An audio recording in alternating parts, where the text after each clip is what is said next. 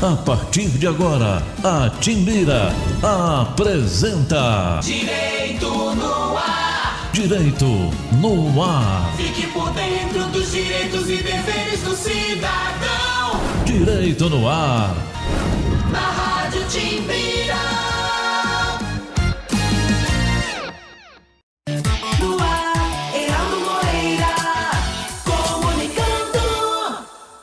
Olá, meus amigos e minhas amigas do Direito no Ar, programa que é fruto da parceria entre a Rádio Timbira, a Associação dos Magistrados do Maranhão e o Instituto Mérito. A Rádio Timbira, você sabe, é a emissora oficial do Estado do Maranhão, sendo vinculada à Secretaria de Comunicação Social, cujo secretário é o jornalista Ricardo Capelli. O diretor-geral da Timbira é o também jornalista Robson Paes. A Associação dos Magistrados do Maranhão é presidida pelo juiz Olídice Barros e tem como diretora de comunicação a juíza Marcela Lobo. O Instituto Mérito divulga em seu perfil no Instagram eventos acadêmicos e humor jurídico.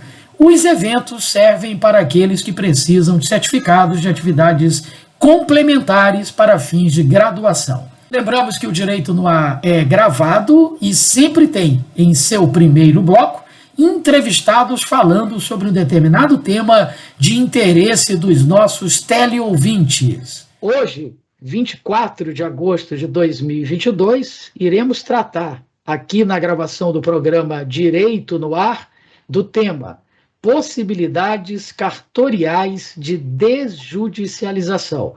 Com nada mais, nada menos do que o presidente da ANOREG do Maranhão, doutor Devanir Garcia. Doutor Devanir, muito boa tarde, é um privilégio tê-lo conosco aqui no programa Direito no Ar. A gente agradece pela sua disponibilidade de tempo para conversar conosco, eu sei que sua agenda é muito ocupada, mas como é a sua primeira vez no programa Direito no Ar, tradicionalmente, nesse caso, a gente faz uma pergunta de caráter pessoal antes de entrar no tema do programa de hoje. Para quê? Para que as pessoas que estão nos acompanhando, nos assistindo, elas possam, inclusive, se inspirar no seu trabalho, na sua carreira. Então, por gentileza, explique como é que o senhor foi parar num cartório e, ainda mais, como presidente de uma associação que congrega outros colegas seus. Em primeiro lugar, eu agradeço imensamente o espaço desse teu programa, que tem uma grande credibilidade. Como pessoa também, o professor Heraldo é muito mencionado por muitos colegas, né, que lhe conhecem, e o sucesso em si do seu programa. A classe notarial e registral lhe agradece, em nome de todos eu faço isso nesse momento, e fazendo isso, eu respondo essa primeira pergunta de caráter pessoal, lhe afirmando que eu não sou maranhense de nascimento, estou aqui há 12 anos, sou nascido no Rio Grande do Sul e acabei, por o dedo de Deus, com certeza, vindo aqui exercer essa profissão tão prazerosa e que a gente faz, né, sempre com o intuito de servir a população.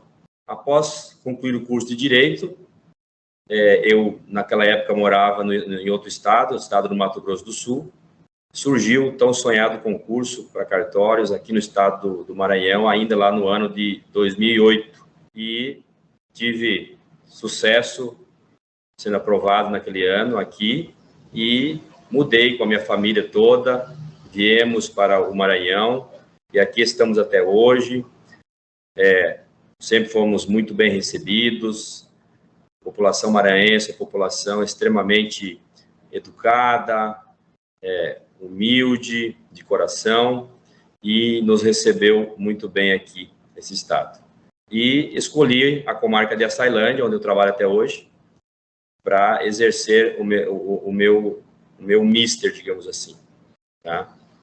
E de lá para cá, o estado do Maranhão passou por outros concursos, nós temos já 3 concursos na área do direito notarial e registral, é uma atividade crescente, né, de importância legal, de importância para a população, pelo serviço que presta, e nós queremos sim, nós estamos sempre como associação incentivando, orientando e treinando toda a nossa classe notarial registral para que possa realmente atender cada vez melhor, cada vez com mais segurança. Nós temos dever, sempre falo isso, nós não fazemos favores ao cidadão, nós prestamos um serviço que tem que ser de alta qualidade, de muita segurança e que efetivamente desburocratize e solucione os problemas das pessoas quando chegam aos cartórios. Então, nós prezamos e buscamos atualmente serviço de excelência, né? Então, é por aí o caminho que devemos percorrer, e para isso contamos aí com colegas que vieram para o Maranhão também, assim como eu, de vários estados desse país, e que, juntamente com os colegas maranhenses, né, nos juntamos e procuramos a cada dia melhorar a qualidade desse serviço tão importante para a população. Bom, dito isso, vamos começar então a tratar do tema de hoje, que são as possibilidades de resolver em cartório aquelas demandas que normalmente seriam levadas à justiça. Nesse aspecto, doutor Devani, hoje a gente tem muitas situações, né, em que a gente pode, de uma maneira mais simples, mais rápida e até mais barata, inclusive, resolver uma lide, uma pendência, um conflito com outra pessoa, sem a necessidade de todo o desgaste, a demora, o custo que é, inclusive emocional, de um processo judicial. Seria isso mesmo? Perfeitamente. Professor Heraldo, só lembrando, né, é importante a gente pontuar que a desjudicialização é uma tendência mundial, né? E o Brasil, desde o ano de 2007, eu marcaria essa data, quando surgiu a lei que autorizou o procedimento de inventários extrajudiciais, divórcios extrajudiciais, foi um ponto muito marcante de lá para cá, sendo que os cartórios do Brasil todo e do Maranhão estão incluídos, logicamente, resolveram muitos problemas familiares, evitou-se muitas lides, muitos desgastes, porque, infelizmente, o judiciário não dá conta. É muito processo, são muitos processos para serem solucionados de vários ramos do direito. Então, de lá para cá, houve uma tendência, há ainda uma tendência, e o nosso novo Código de Processo Civil de 2015 trouxe isso muito claro, materializou isso na legislação brasileira, onde consta, né, a prioridade sempre pela conciliação, pela solução pacífica dos conflitos e pela solução da necessidade das pessoas diretamente nos cartórios extrajudiciais. Os cartórios extrajudiciais são um braço do Poder Judiciário. É onde não existe lide, é onde as pessoas chegam de pleno acordo, como o senhor mencionou, e não precisam passar pelas barras do judiciário, onde, infelizmente, o andamento processual é mais demorado. Então, nós temos juízes para muitos processos, e eles não podem, diariamente, passar por todos eles, a gente sabe disso. Então, estamos aí. Aí vem o extrajudicial, como um braço do judiciário, e executa aqueles processos, dá andamento às necessidades das pessoas, aquelas pessoas, a legislação prevê, desde que haja pleno acordo entre eles, né, haja consenso e que não haja a participação de menores ou incapazes. Nesse último item, menores incapazes, imagino que possamos ter mudanças no futuro, porque há uma tendência também em alguns estados de autorizar os procedimentos, mesmo com participação de menores ou incapazes, mas, logicamente, permitindo que o Ministério Público possa participar desse procedimento extrajudicial, emitindo lá o seu parecer e cuidando lá dos interesses dos menores. Então, é uma tendência à desjudicialização e ela vem, todos ficam satisfeitos. A grande verdade é essa. Você soluciona rápido, imagine um inventário com 15 herdeiros, como é normal, digamos assim, em que as pessoas, os herdeiros residam em estados diferentes, em municípios distantes. Então, isso tudo se tornava muito difícil no judiciário. E hoje, se as pessoas estão representadas por procuradores, nós conseguimos resolver um processo capcioso, muitas vezes, um processo de inventário, dentro de alguns dias, né?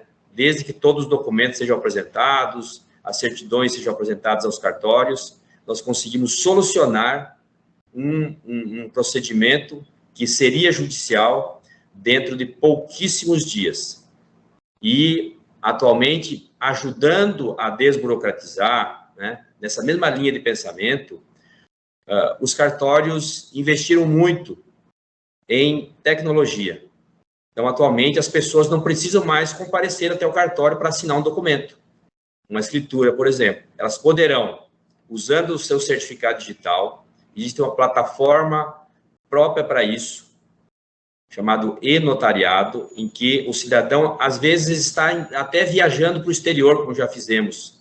Ele, de lá, ele entra numa videoconferência, se identifica e assina aquele documento usando o seu certificado digital, que é extremamente seguro, que tem norma própria no Brasil também. Então, tudo isso vem em prol, essa modernização, ela vem em prol do cidadão, ela desburocratiza, e é isso que nós queremos que a população tenha as suas necessidades atendidas.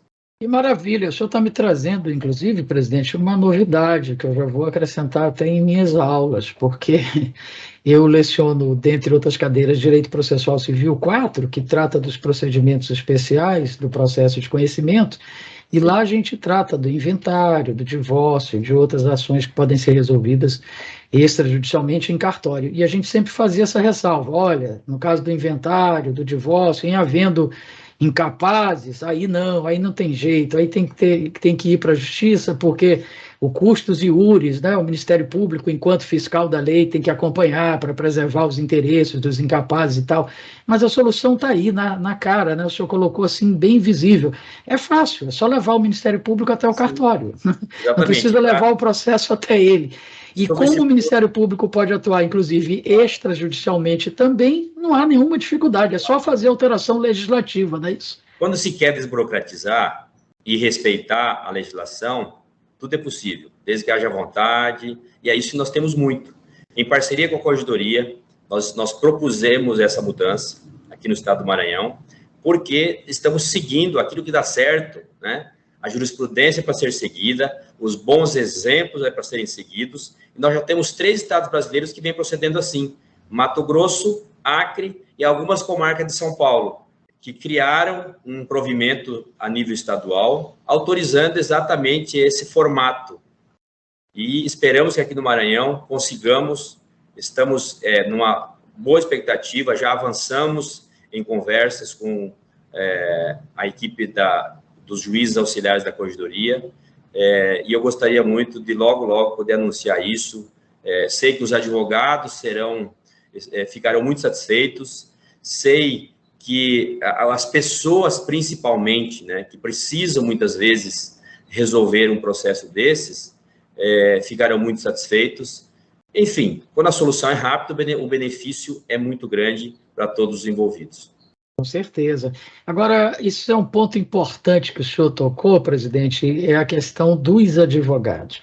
Eu imagino que, às vezes, alguns advogados têm uma certa resistência a isso, achando que, com isso, perderão uma fatia de mercado, porque, já que não é necessário o processo, consequentemente, não será necessária a intervenção do advogado, mas não é bem assim que funciona, é preciso esclarecer isso também, né? Perfeitamente, isso é muito importante. a própria lei que prevê a possibilidade de solução no extrajudicial, ela afirma que a participação do advogado é indispensável. Então, o advogado não precisa ter esse receio de perda de cliente, não. Pelo contrário, nós temos uma parceria muito importante, interessante, que surgiu recentemente, junto à OAB, onde criou-se, inclusive, lá uma comissão de direito notarial e registral, o qual muito nos orgulha disso, de participar. E nós temos feito algumas palestras, vários colegas do Estado, feito palestras com a participação direcionada aos advogados, mostrando a eles tudo aquilo que pode ser resolvido nos cartórios.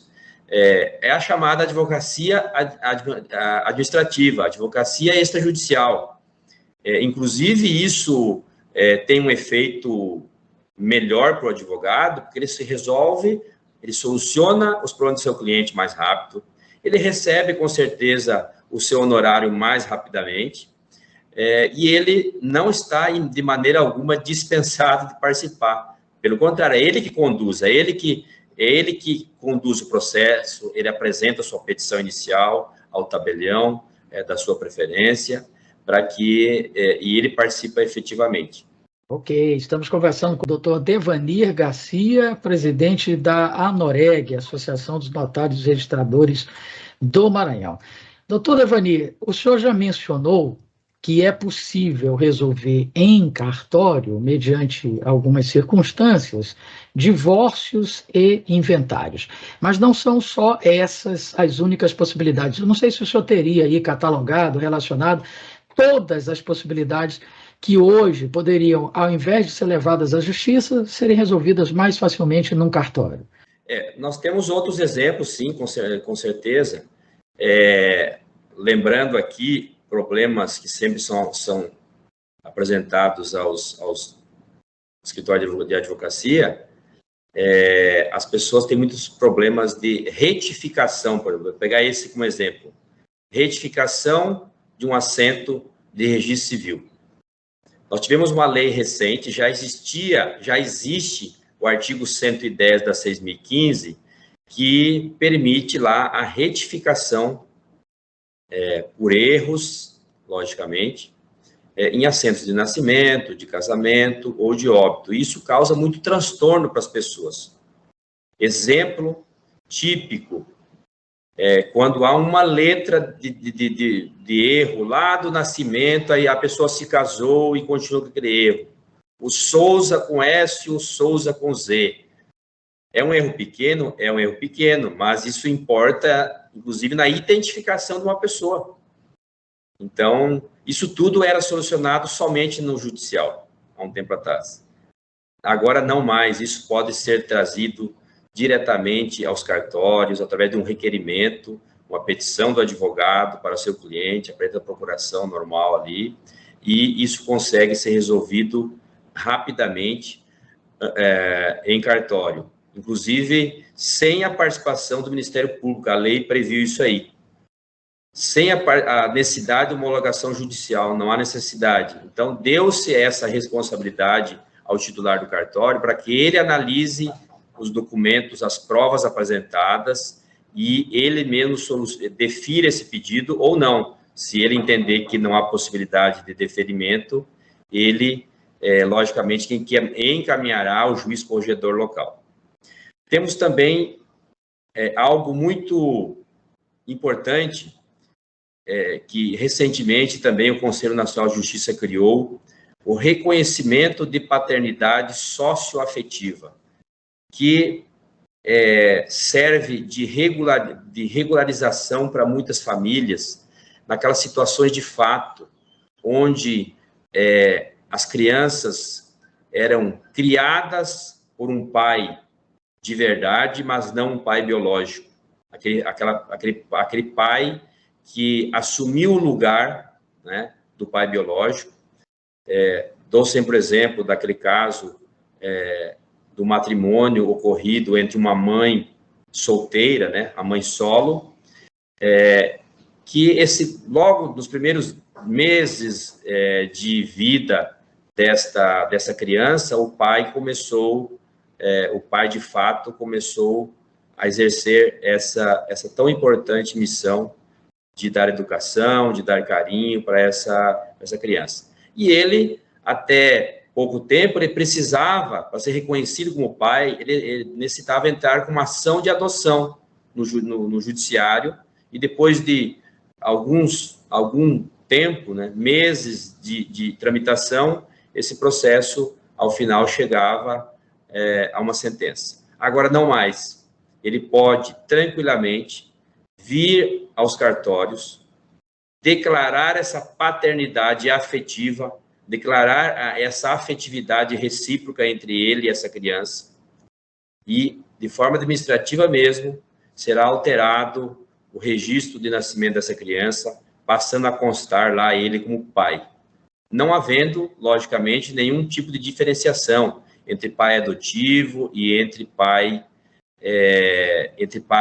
afetivo e entre pai biológico. Vai simplesmente constar na certidão a posição de pai, com todos os direitos e obrigações. Isso vem a atender uma gama muito grande da população que precisa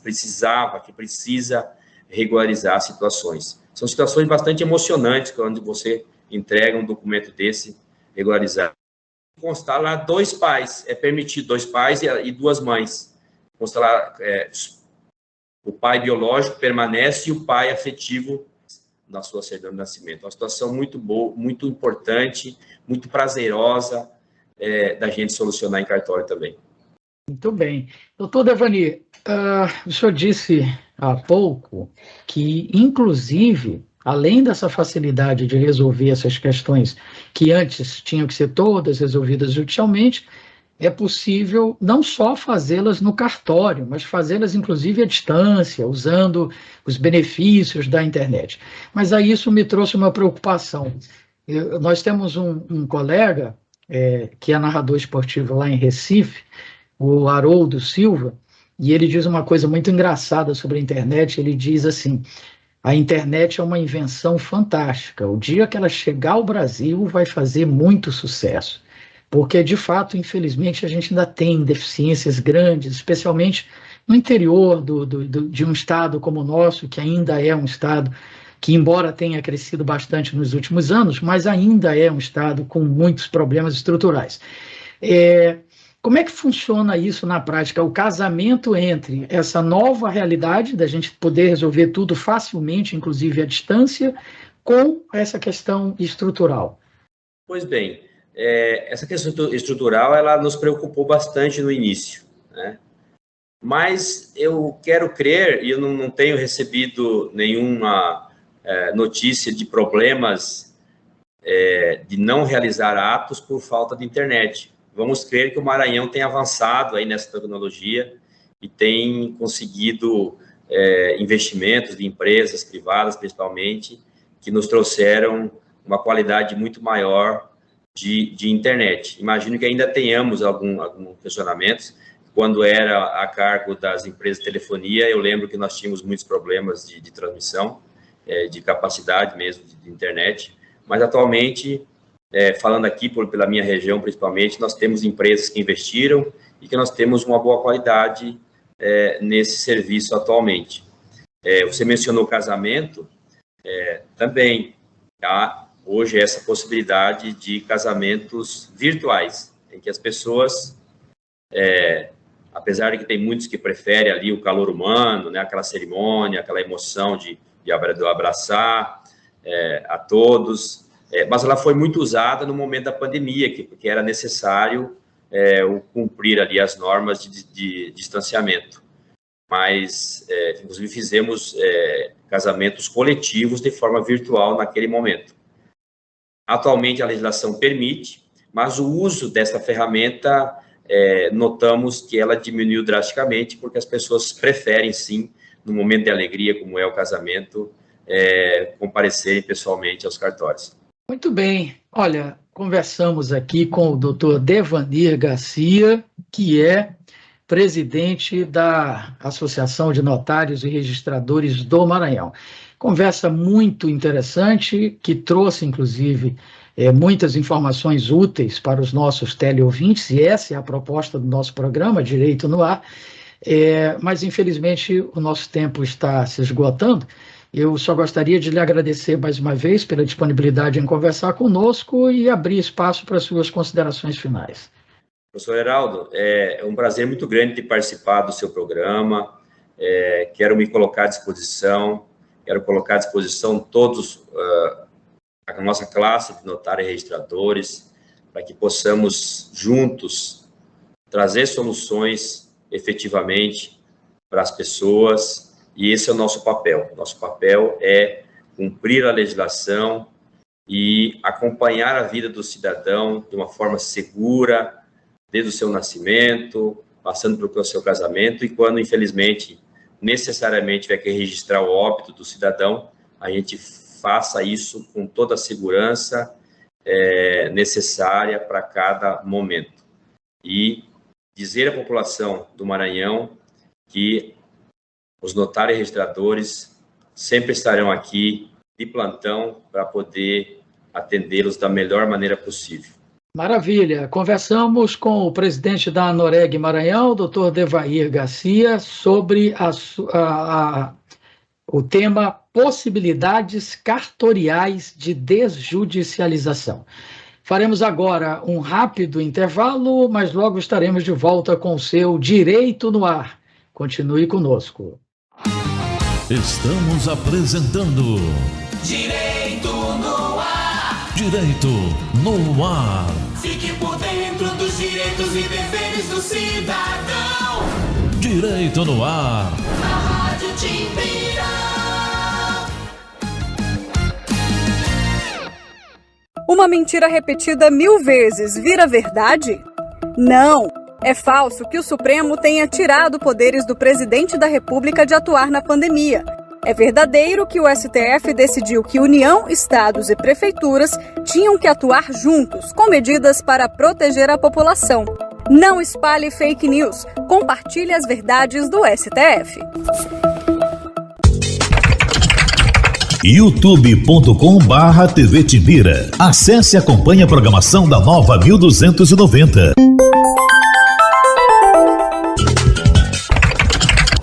@Rádio Timbira, no Facebook, Twitter e Instagram. É a Nova 1290 no seu computador ou smartphone. Estamos de volta. Direito no Ar. Direito no Ar. Fique por dentro dos direitos e deveres do cidadão. Direito no Ar. Na Rádio Timbira.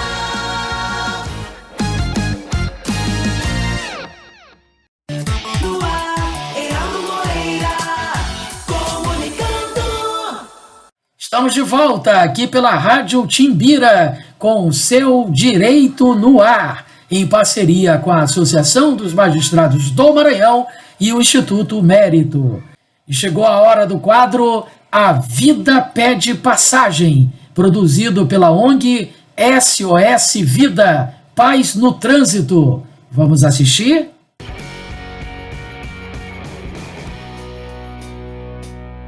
Olá, sou José Martinho, integrante da SOS Vida pela Paz no Trânsito. No Vida Pede Passagem de hoje eu quero falar um pouco a respeito da educação para o trânsito.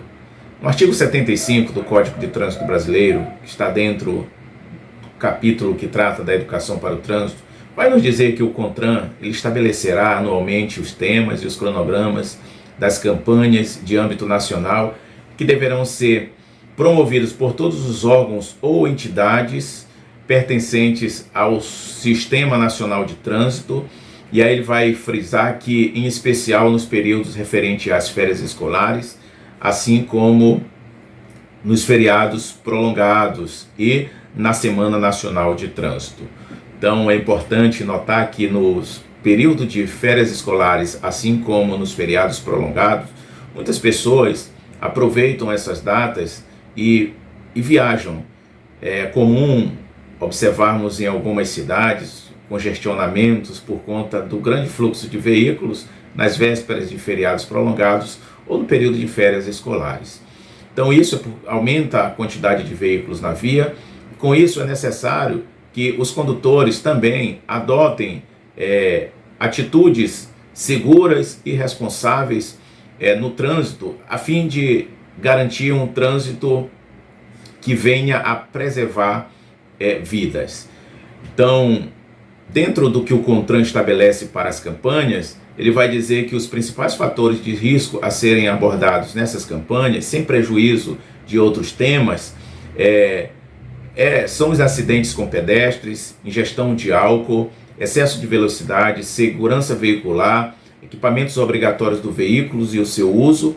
Esses são os temas que precisam ser abordados nas campanhas de âmbito nacional. Mas isso não impede que os órgãos municipais, estaduais, vejam a necessidade da sua cidade, do seu estado e trabalhem uma campanha que possa tratar de forma específica daquilo que necessita na sua cidade ou no estado. Então, é necessário que observemos essas regras, que possamos estar cobrando dos órgãos e entidades pertencentes ao Sistema Nacional de Trânsito, a fim de fazer cumprir o que a lei nos garante. Porque entendemos que a educação para o trânsito é o caminho para um trânsito mais seguro. E assim como tema proposto para este ano, juntos salvamos vidas. Então, cada entidade, cada órgão pertencente ao Sistema Nacional de Trânsito, fazendo a sua parte, juntos salvamos vidas.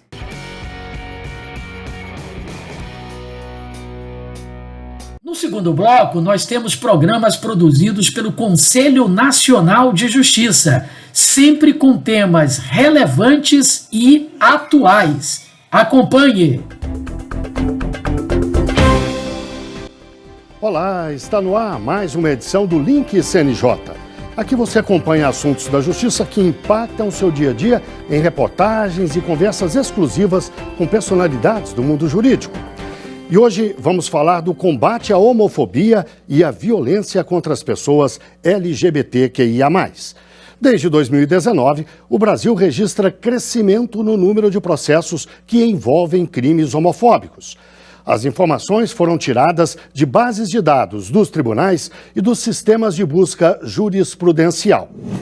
Os dados fornecidos pelos tribunais estão na pesquisa Discriminação e Violência contra a População LGBTQIA+, publicada recentemente pelo CNJ. O crescimento no número de processos por homofobia é de 19,6% desde 2019. Os crimes mais frequentes são homicídio, injúria, lesão corporal e ameaça. E em aproximadamente 15% dos casos, a violência doméstica. O levantamento, primeiro do tipo no país, só foi possível depois da decisão do Supremo Tribunal Federal de aplicar a lei antirracismo para casos de homofobia. Isso obrigou o registro dos crimes. O estudo também mostrou que vítimas de homofobia e transfobia deixam de registrar ocorrências sobre esses crimes porque não acreditam que o Estado vá apurar os casos e punir os responsáveis. A falta de denúncia favorece a invisibilidade das vítimas e a impunidade dos criminosos, além de naturalizar a violência. Esse quadro poderá se modificar com a adoção do formulário Rogéria, registro de ocorrência geral, de emergência e risco iminente à comunidade LGBTQIA+. O formulário ele foi composto basicamente com o objetivo de, em primeiro lugar, possibilitar que o magistrado que receba o processo, onde conste uma vítima que seja da população LGBTQIA+, ele tenha elementos fáticos e concretos que possibilite conhecer aquela realidade e analisar os fatos para escolher as medidas mais adequadas para proteger e efetivamente tutelar o direito daquela pessoa. O formulário será utilizado por delegacias de polícia, Ministério Público, Defensoria Pública, equipes psicossociais dos tribunais e instituições de assistência social, saúde, acolhimento e proteção a vítimas de violência e violações de direitos. A partir da aplicação desse formulário Rogéria, nós pretendemos ampliar a proteção à população LGBTQIA+, frente ao risco imediato, gerando fundamentação e respaldo para as medidas judiciais, sobretudo aquelas medidas de proteção. O formulário também ele tem o objetivo de facilitar a adoção de procedimentos integrados para minimizar a repetição da violência em curto prazo e aprimorar as respostas institucionais para reduzir a incidência de violências e discriminações. Para falar sobre o assunto, eu converso agora online com Luiz Motti, professor, mestre e doutor em antropologia, fundador do Grupo Gay da Bahia e decano do movimento LGBT brasileiro. Converso também com Olívia Pessoa, consultora do PNUD, o Programa das Nações Unidas para o Desenvolvimento, e ainda Daniela Dora Ailberg, doutoranda e mestra em Ciências Criminais e pesquisadora sênior do PNUD. Muito obrigado a vocês três pela participação aqui no Link CNJ. Eu começo com uma pergunta para o professor Luiz Motti. Professor, como decano do movimento LGBT brasileiro, o senhor com certeza pode nos ajudar melhor a dimensionar a violência e a discriminação contra as pessoas LGBT. Qual é a situação real no Brasil, professor? Infelizmente, a situação no Brasil é péssima. O Brasil é o campeão mundial de assassinatos, de mortes violentas, suicídios e homicídios da população LGBT. Nenhum país no mundo mata-se tanto quanto aqui no Brasil. Metade dos crimes documentados no mundo envolvendo vítimas LGBT ocorrem no Brasil. Esses dados, o Grupo Gay da Bahia, que eu fundei em 1980, portanto, há 42 anos, que nós coletamos sistematicamente na mídia, antes da internet, antes de toda essa parafernália moderna, era no jornal, nos recortes de revista, etc. Portanto, dados subnotificados. Com certeza, se houvesse um levantamento do Ministério da Justiça, da Secretaria de Segurança Pública, de todos os crimes de ódio no Brasil, esse número talvez até duplicasse. Mas a realidade é, a cada 16 horas, segundo pesquisa da Secretaria Nacional de Direitos Humanos, a cada 16 horas, uma LGBT é vítima de morte violenta. Olívia, o professor nos disse da dificuldade de levantar esses dados, mas agora há um instrumento que pode ajudar talvez um pouco a melhorar essa situação, que é justamente esse levantamento do qual você participou e que ajudou a coletar dados com base nos arquivos da própria Justiça. Em que medida que isso ajudou e o que esses dados apontam? Essa pesquisa, né, eu acho que com relação aos dados quantitativos, Daniela vai poder falar mais, mas essa pesquisa nos ajuda a revelar, né, uma questão que o professor Luiz já colocou, que é a imensa subnotificação das violências contra a população LGBTQIA+, e o quanto que essa violência, ela chega muito pouco no sistema de justiça e no sistema de segurança pública, né? Então, com a parte qualitativa desses estudos, nós realizamos uma série de entrevistas com juízes, juízas, Ministério Público, defensores públicos, pessoas ligadas ao movimento no Brasil, e a gente pôde identificar que muito pouco dessas violências chegam até o Poder Judiciário, né? Eu acho que a gente pode tratar sobre uma questão importante que apareceu no estudo, que é o filtro que são feitos nas delegacias. Muitas das vezes essas violências, quando chegam nas delegacias, elas não são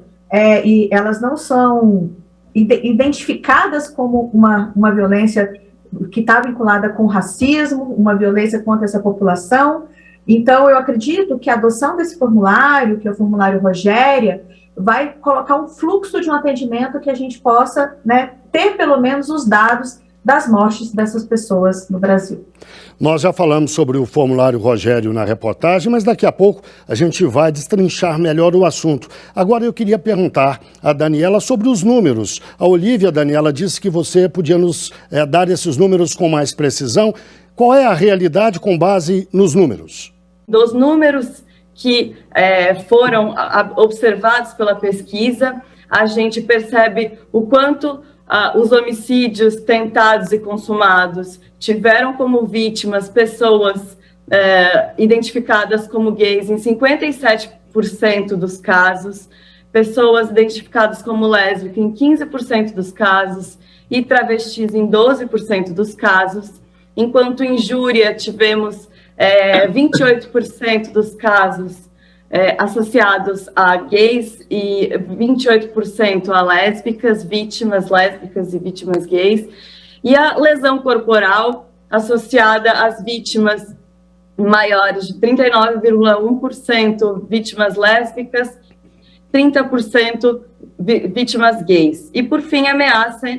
Então, tivemos lésbicas como maioria das vítimas, 36,5%, e mulheres trans também como um importante apontamento. E outro número que nos afetou bastante, que diz respeito ao fato de que grande parte dos casos, o agressor ou a agressora morava com a vítima. Então, a gente percebeu que 79,9% desses agressores foram identificados como homens, e ainda que essas vítimas, 14% das vítimas de violência doméstica estiveram principalmente classificadas 43% como mulheres lésbicas, 37% como mulheres trans e 12% como homens gays. Então, são números que demonstram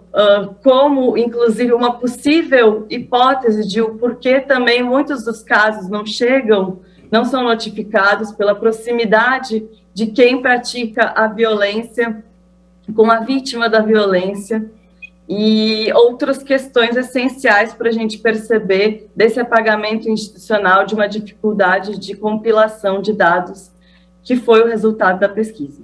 É interessante observar que esse fenômeno da violência contra gays, lésbicas, repete uma lógica que atinge as mulheres, né? A violência doméstica contra as mulheres acontece quase sempre dentro de casa. É a violência do marido, do companheiro, da pessoa que divide a vida com ela. Mas, nesse momento, eu quero fazer uma pergunta para o professor Luiz Motti, relembrando aquela expressão que a Daniela usou, a expressão de apagamento ou apagão institucional. Professor, o que significa exatamente esse apagamento? Tem a ver com os dias que nós vivemos, mas eu vou pedir que o senhor responda logo depois do intervalo. O Link CNJ, portanto, faz uma breve pausa e volta já já.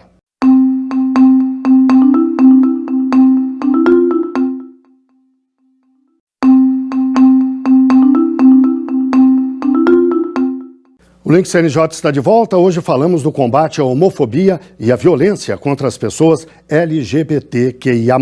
Os nossos convidados são Luiz Motti, professor, mestre e doutor em antropologia, fundador do Grupo Gay da Bahia e decano do movimento LGBT brasileiro. Converso também com Olívia Pessoa, consultora do PNUD, o Programa das Nações Unidas para o Desenvolvimento, e ainda com Daniela Dora Ailberg, doutoranda e mestra em Ciências Criminais e pesquisadora sênior do PNUD. Professor Luiz Motti, no bloco anterior eu deixei uma pergunta no ar para que o senhor respondesse agora. Afinal, o que significa apagamento institucional nesse tema específico que nós discutimos hoje, no caso da violência e da discriminação contra a população LGBTQIA+. No caso específico da população LGBT, esse apagamento, né, começa em casa, quando os pais negam a homossexualidade dos filhos, né, ou a transexualidade. E, Olívia, a pergunta agora é para você. Nós já falamos aqui mais de uma vez no formulário Rogéria. Eu gostaria que você nos explicasse exatamente qual é o objetivo dele, como ele funciona. Ele é uma tentativa inicial da gente construir um fluxo dentro dessas organizações. Então, se chega uma pessoa em que há indícios em que houve um crime de racismo devido à sua orientação, à sua identidade sexual, esse procedimento precisa seguir o que o formulário diz. Não pode cair no fluxo comum de todo atendimento, porque a gente está falando de uma outra violência. Então, esse formulário, ele vem para a gente tentar construir um fluxo de atendimento, um fluxo para lidar com essas violências dentro dessas instituições. para que a gente não fique a depender de um delegado, uma delegada, um promotor que seja sensibilizado à causa.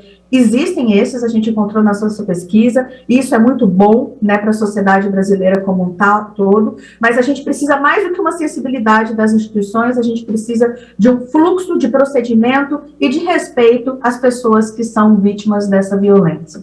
Daniela, você lidou tanto com esses números, talvez possa nos explicar melhor. O fato de que esses dados, esses números não representam as estatísticas de vitimização letal fática é um achado importantíssimo para demonstrar como não é possível atualmente quantificar quantos casos de violência contra a população LGBTQIA+, ocorrem de fato no Brasil. Então, esses números representam apenas os casos em que se identificou casos judicializados em que foi possível inferir elementos sobre LGBTfobia.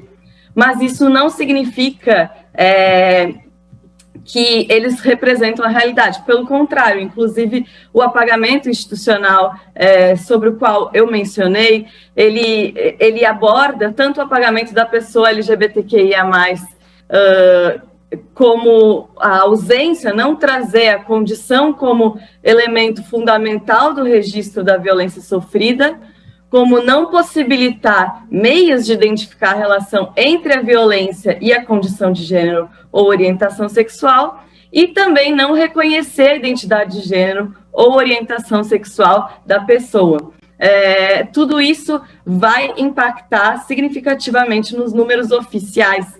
E justamente por conta disso que houve a adoção dessa medida pelo Departamento de Pesquisas Judiciárias de fazer com que constasse essa categoria processual nas tabelas, nas TPUs, né, para que a gente tivesse a possibilidade de quantificar, para que a gente tenha esses dados, para que a gente saiba hoje em dia o que é judicializado e consiga comparar com as violências que ocorrem de fato no Brasil e identificar, portanto, quais as medidas que precisam ser adotadas, direcionar as políticas judiciárias e direcionar as políticas públicas, tanto de prevenção, né, como de como vai se dar todo o processamento, todo o cuidado que se deve ter por parte das autoridades judiciais quando vão fazer o tratamento, ou mesmo a fundamentação de sentenças. Professor Luiz Motti, eu tenho certeza de que o CNJ está disposto a ouvir críticas, aperfeiçoar,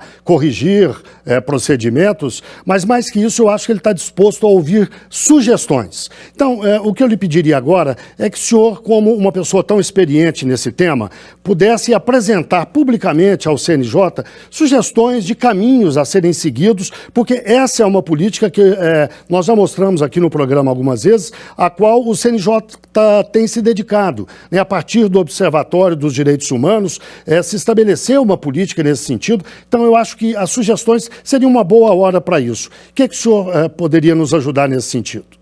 Em primeiro lugar, eu quero dizer que eu sempre tenho proclamado que o Poder Judiciário é o que mais colaborou pela cidadania LGBT no Brasil.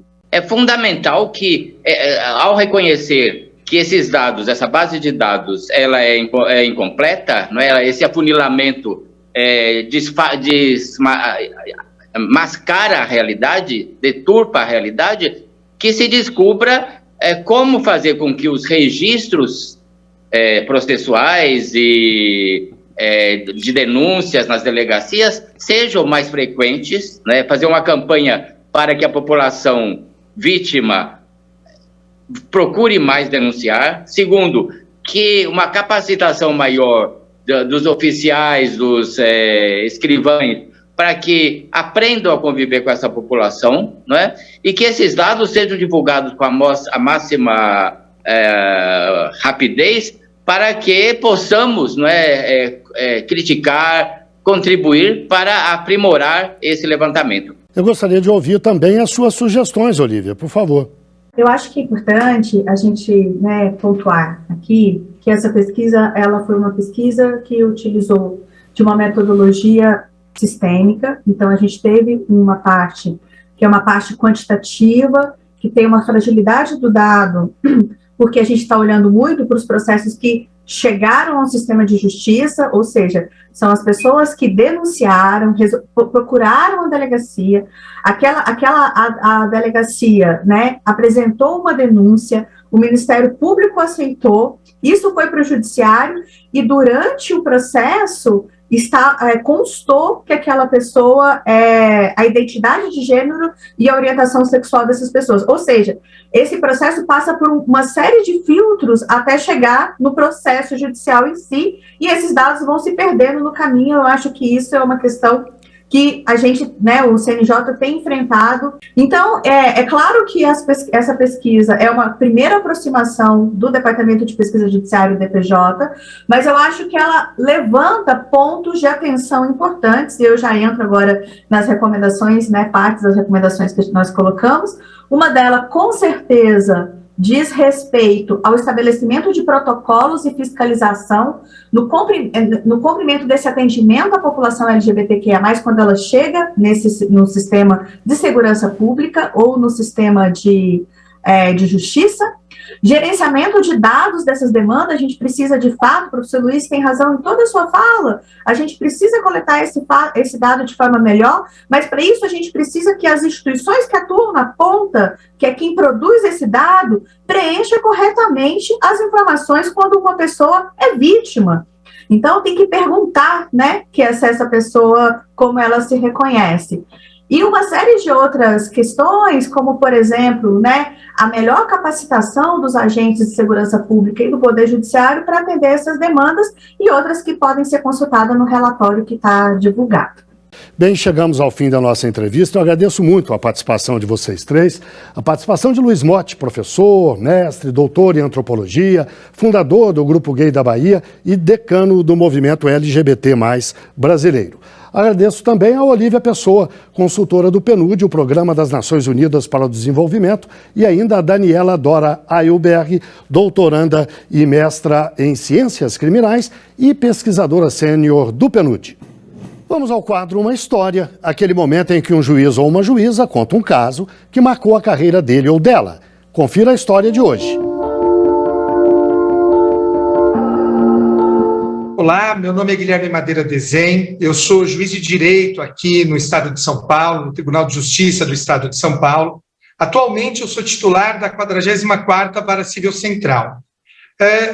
Tem um caso que me marcou muito, eu acho que é uma história, acima de tudo, romântica, num certo sentido, e esse caso foi decidido muito antes do Supremo Tribunal Federal permitir esse tipo de situação.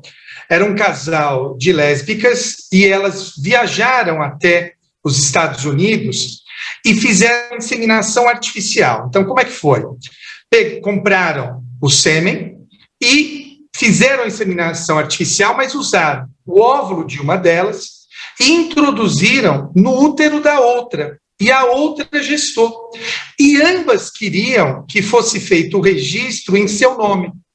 E eu era, à época, juiz da Vara de Registros Públicos e eu autorizei esse registro em nome de ambas, porque me parece que era uma situação clara de dupla maternidade, ambas sendo mães. Confesso que achei um caso bonito até pela questão do amor envolvido, né, da maternidade, que não se resume aí a uma questão unicamente biológica. Então, foi esse o caso que eu decidi. Bem, chegamos ao fim de mais um Link CNJ. Muito obrigado a você que esteve com a gente até agora. E até o próximo programa. E a gente lembra que caso você queira participar do nosso programa, apesar dele ser gravado, você pode fazê-lo com suas críticas, dúvidas ou sugestões pelo nosso e-mail amaimprensa@gmail.com. AMMA, imprensa, tudo junto, @gmail.com. Voltaremos semana que vem com o seu Direito no Ar, um programa da Rádio Timbira, a Associação dos Magistrados do Maranhão e Instituto Mérito. Até lá e muito grato por sua audiência. Você acabou de acompanhar mais uma atração da Timbira AM. Direito no ar. A primeira do Maranhão. Timbira.